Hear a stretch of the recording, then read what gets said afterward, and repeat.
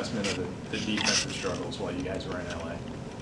I think we went out there with a mindset of how we wanted to keep kind of building off what we had done in our 2 games at home, and didn't live up to what we had talked about in practice and what we executed in practice.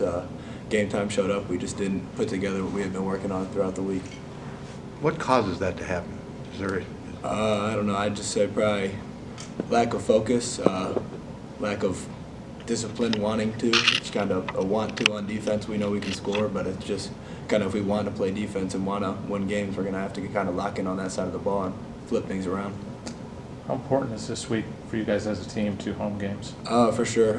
Home games haven't been too much of a problem for us. We've kind of came in, locked in. Fans have been good at home, kind of keeping us locked in. We've came out with a lot of energy in most of our games and kind of put our foot down early and played pretty good defense, locked in, been in gaps, kind of rebounded the ball a little bit better at home.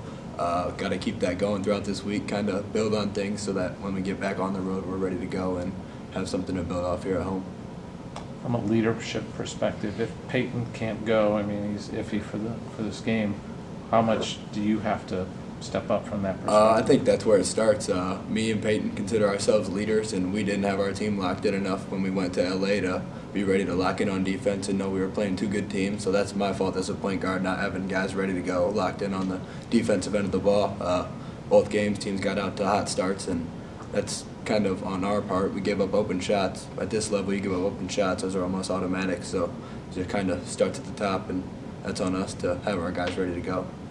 the fact that you guys do play so fast, there's so many possessions in a game, does that add to the challenge on playing defense? Because you got to do more of it? Yeah, for sure. I mean, we want to play fast. We want to get out in transition, but it's a lot easier to do that when you get stops and you're playing off live ball. When you have to take it out every time, it's kind of hard to run and beat teams down the floor. So coaches talk about that, knowing that we got to box out, rebound, force missed shots, give them one chance at the rim, and then kind of get out and run. So to do that, we got to play defense.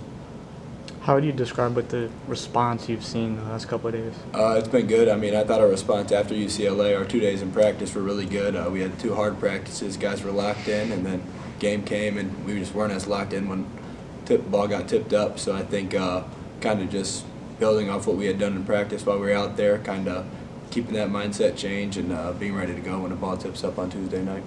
Fran mentioned ball screen coverage being an issue for you guys defensively.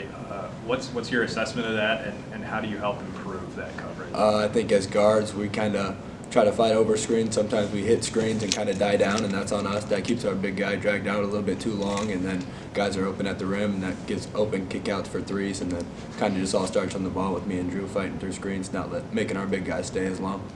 So do you agree with Owen that LeBron's the greatest of all time? 100%, yeah. Who's your number 2? Kobe. Okay. Where's MJ? MJ's 3, but that's just my personal. Okay, no, yeah, I know. Personal stuff. Sure.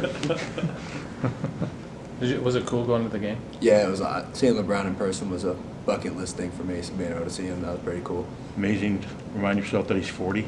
Yeah, it's insane that what he had, like 3 dunks, I think, just jumping higher than any regular person could do on any regular day. It was insane. All right, thanks, Brian. Thank you.